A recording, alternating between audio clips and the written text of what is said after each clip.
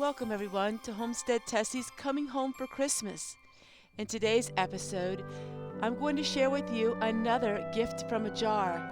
This is a way that you can have a homemade gift that costs pennies on the dollar.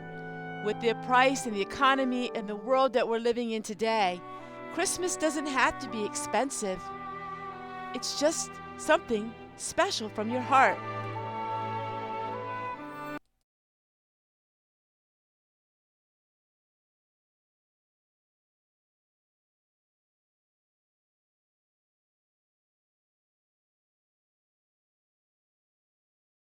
Good morning everyone, and welcome to my kitchen. Today I'm going to share with you a little bit of a humbling experience and why you're going to start seeing a lot of homemade gifts for Christmas. So I've done homemade gifts for Christmas every year, and this year is going to be a little bit different because my Christmas is going to be extremely frugal. Money is really tight this year, and it seems like every year it gets a little bit tighter. I'm sure I'm not the only one that has that issue. And the humbling experience led me to really think about the direction of my videos and my channel. Today we are going to be making bread in a jar. Now this was something I made last year, and it lasted me about a year, and I also did give some as gifts. This is an amazing way that you can give a homemade gift that's really going to be very convenient for people, and it's absolutely amazing. Have you seen all of the videos I made this summer of my homemade bread? Well, it came from a mix in a jar that cost pennies on the dollar. You can buy bread mixes at the grocery store, and they want anywhere from $3.95 to $4.95 to $5.95 for a box of bread mix.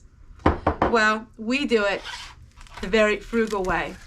And my experience this week at the grocery store was a little bit embarrassing to me, but I'm sure that you'll understand, and I'm sure it's happened to everyone. So I do like to go to the grocery store. You know, I love to look at different foods, and while I do have a big pantry, you are going to be seeing all of my meals from my pantry because I don't have the money to go to the grocery store and buy expensive food. But I had my list, and I had a few items on it. I went to the grocery store, and I had my money because I always go with cash. So we spend cash. We don't use our credit card. We have one credit card that we have just in case of an emergency. My hubby had it when he had his window cleaning business, but we don't use it. And so we had the cash. So that means I have to really be careful. And I always take a calculator with me so I know exactly how much money I spent. Well, I had a list, but I couldn't get everything on my list. And it wasn't a frivolous list. It was milk and butter and sour cream. And while I went to the grocery store, I couldn't get everything on my list. And I thought to myself, you know what? I bet you a lot of people have the same issues. And that's kind of bringing me to my Christmas gifts.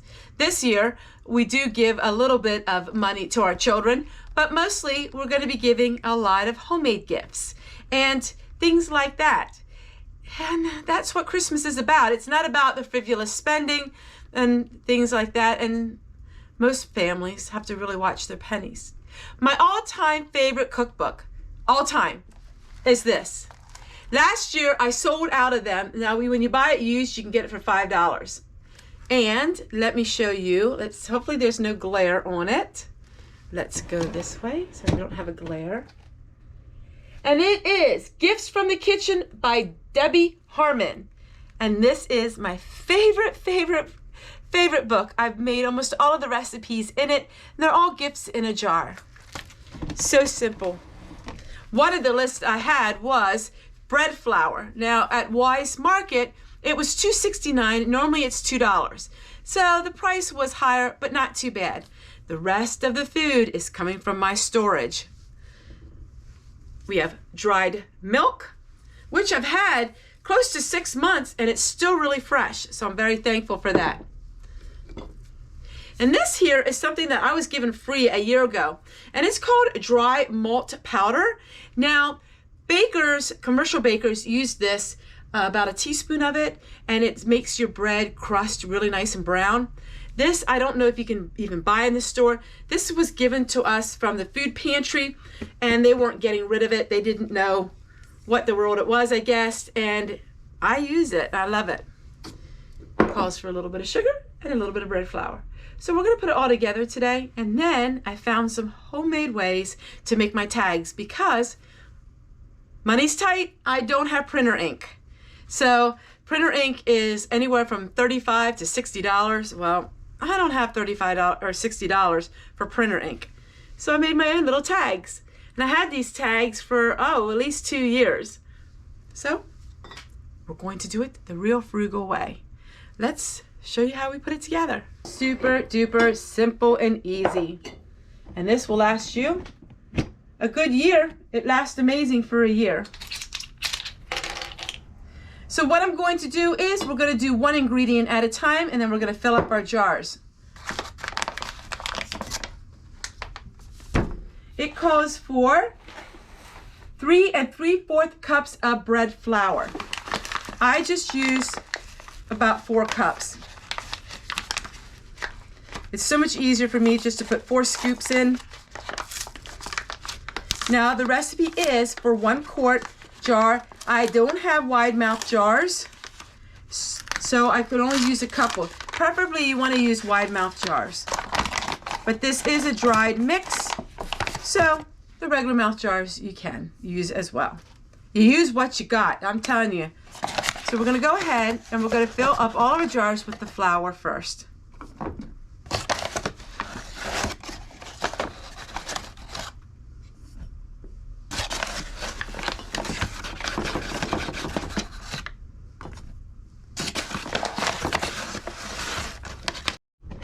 All right, so now we have the flour in each one.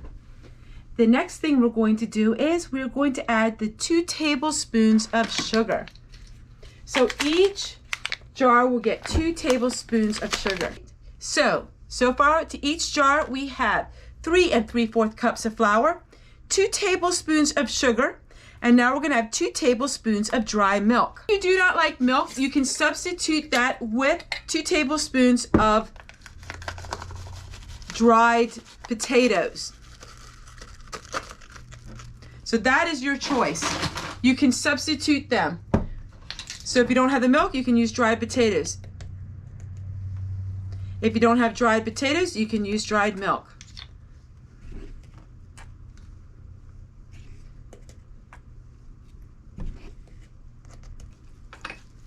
So we're going to use a 1/2 teaspoon of salt. And I'm using Himalayan salt. You can use whatever salt you use.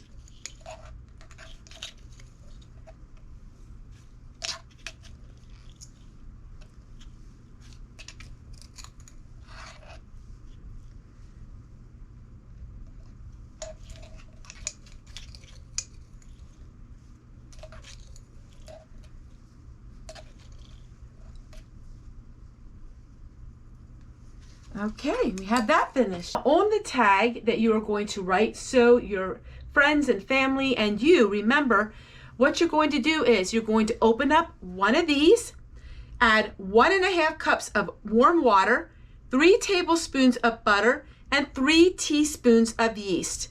That's all you do.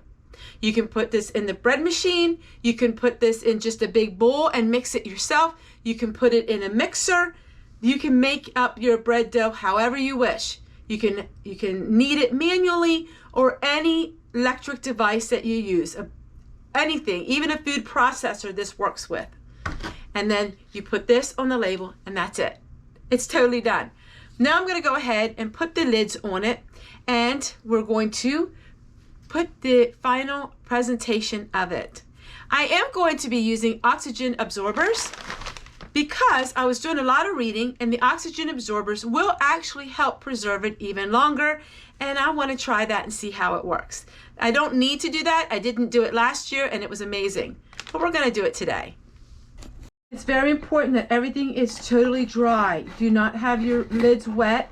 If you are going to wash your lid, make sure you wash it way before you use it, because any little moisture, wetness, is actually could be causing mold in your food. Everything's got to be very, very, very dry.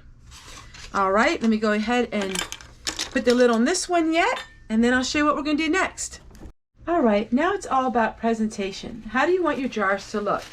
I'm just taking some tissue paper here that I had, and I'm going to put a rubber band, and I found all of these really flimsy wooden spoons, but I thought it would make it look really pretty.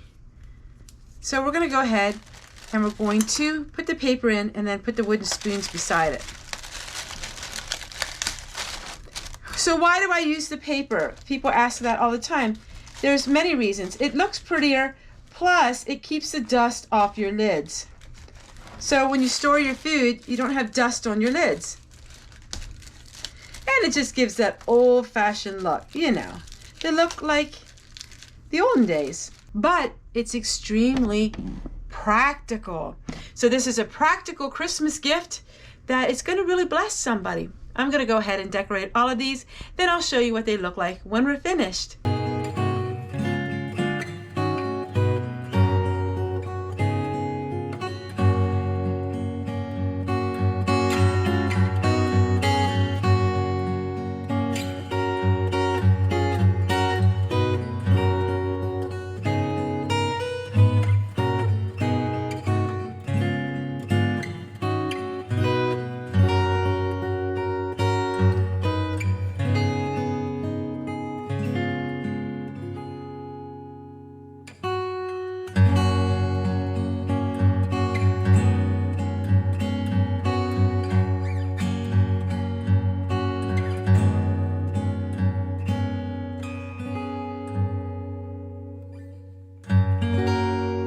Finished project for some gifts in a jar,